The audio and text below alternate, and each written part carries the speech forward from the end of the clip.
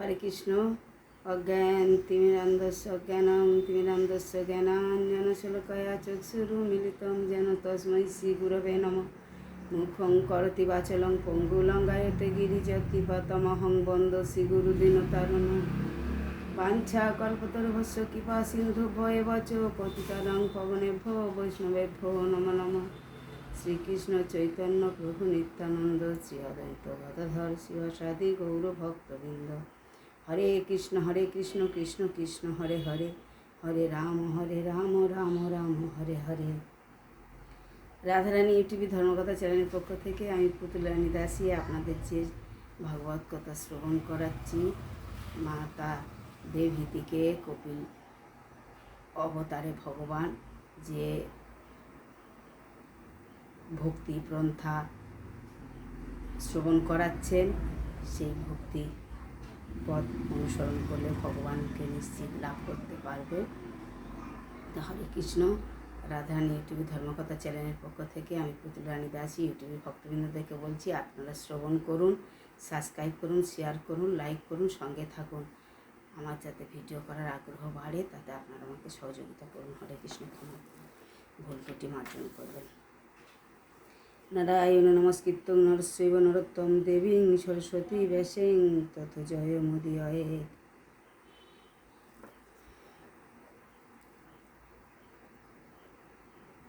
তাই কপিলদেব বললেন, হে মাতো, যে শিক্ষা আমি আপনাকে দিয়েছি তা অতীব সরল পন্থা। এই অনুসরণ করলে মানুষ অবশ্যই মুক্তি লাভ করবে, এবং এই জন্মেই যে সমস্ত ভাগ্যবান জীব যাদের সহজাত জ্ঞান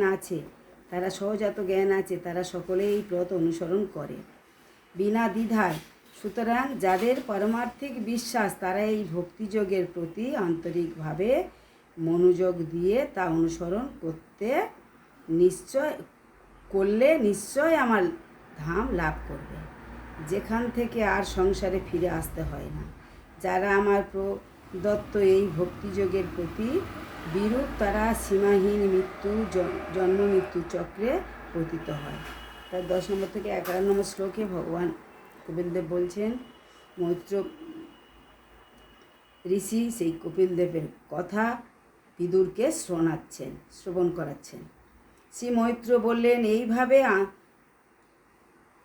আস্তিকামূলক সংখ্যা দর্শন করলে জ্ঞান নিজ মাতাকে প্রদর্শনের পর কপিলদেব মাতার নিকট অনুষ্ঠানাঙ্গিত অনুমতি গ্রহণপূর্বক প্রদান করলেন।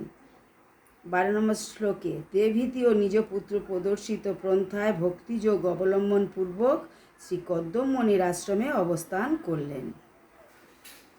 দেবহূতি ও কদ্মমণির আশ্রমে আবার ফিরে গেলেন কপিলদেবের এই আদেশ শ্রবণ করে, মানে ভক্তি যোগ শ্রবণ করে।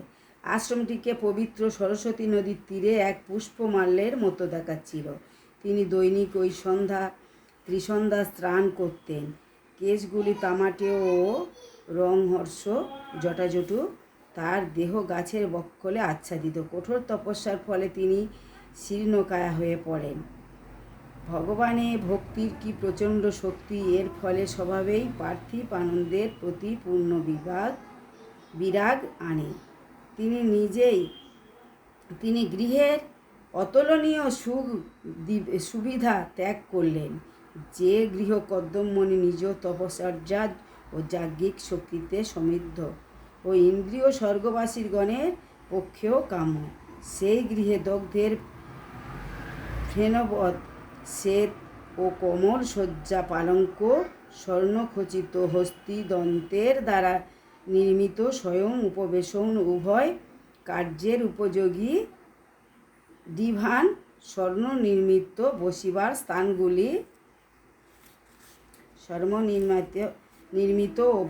স্থানগুলি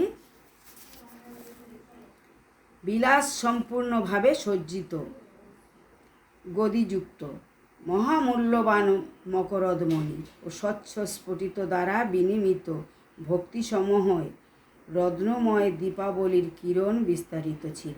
সেই গৃহের ললনাকুল রত্নালঙ্কার শোভিতা ছিলেন। গৃহের নিকটবর্তী উপবন নানাবিধ পুষ্পিত দেবতরু দ্বারা পরম রমণীয় শোভা ধারণ করছিল। বিহঙ্গম, মৈথুন ও সকল তরু শাখায়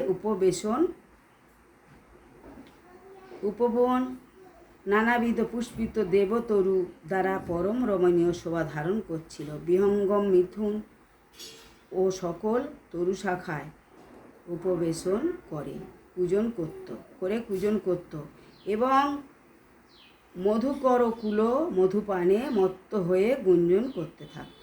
মহর্ষি কদ্দমের সুরক্ষিতা দেবহীতি যখন ওই উপবন মধ্যে পদ্মগন্ধি সরোবরের অবগাহন করতেন, দেবতাবৃন্দের অনুচরগণ তখন তাহা যশগান করতেন।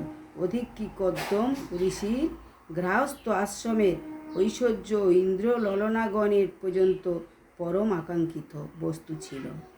কিন্তু দেবহীতি পুত্রের বিচ্ছেদজনিত বিরহে কাতর হলেন। যদিও দেবহীতি কোনো পার্থিব দুঃখ কষ্ট ব্যাপারে উদাসীন, যেহেতু তিনি এখন পারমার্থিকভাবে প্রতিষ্ঠিত, তথাপি তার প্রেমপূর্ণ বিশুদ্ধ হৃদয় নিজ পুত্রের বিরহে কাতর হল। সেই সঙ্গে নিজ বৈষ্ণব স্বামী, যিনি এখন সন্ন্যাস আশ্রমে অবলম্বন করেছেন, তার জন্য ঠিক যেন কোনো গাভী নিজ সদ্যজাত বৎসের বিরহে কাতর হয়।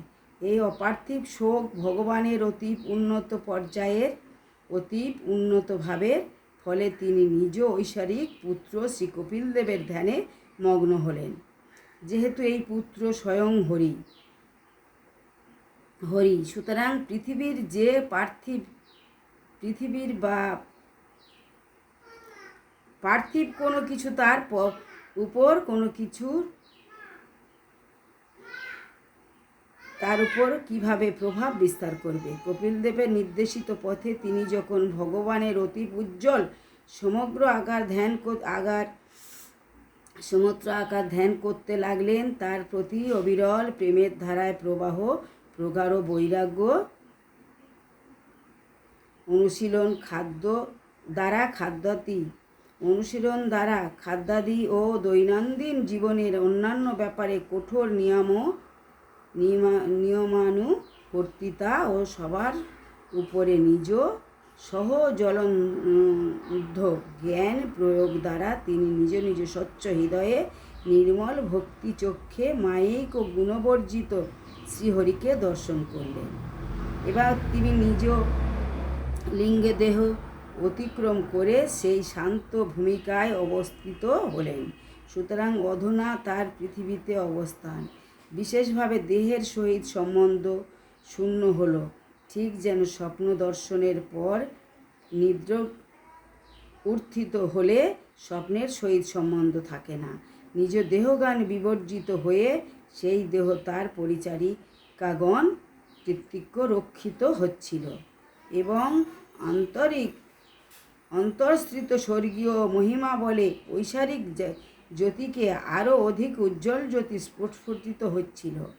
যদিও স্নানের পর যথাযুক্তভাবে পোশাকের অভাব হেতু দেহের উপর মল সঞ্চিত হয়েছিল, তথাপি তাকে উজ্জ্বল দেখাচ্ছিল।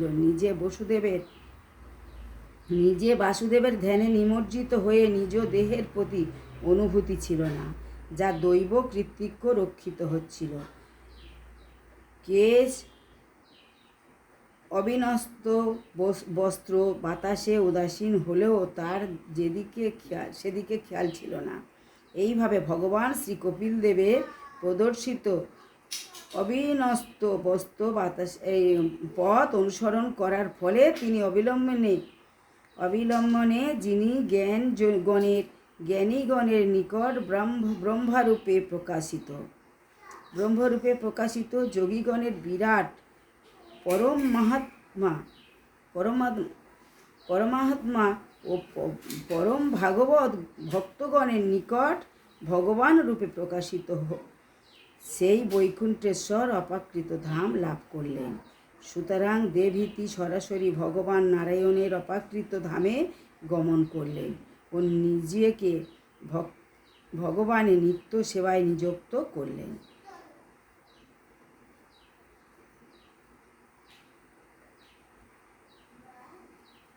এর পরের অংশ 13 থেকে 33 নম্বর শ্লোকে পরবর্তী ভিডিওতে আবার শ্রবণ করাবো। হরে কৃষ্ণ। পাঞ্ছা কল্পতরুভস্য কৃপা সিন্ধু বচ পতিতানাং পবনেভ্য বৈষ্ণবেভ্যো নমো নমঃ। শ্রীকৃষ্ণ চৈতন্য প্রভু নিত্যানন্দ শ্রী অদ্বৈত গদাধর শিবাসাদি গৌরভক্তবৃন্দ। হরে কৃষ্ণ কৃষ্ণ কৃষ্ণ হরে হরে, হরে রাম রাম রাম হরে হরে।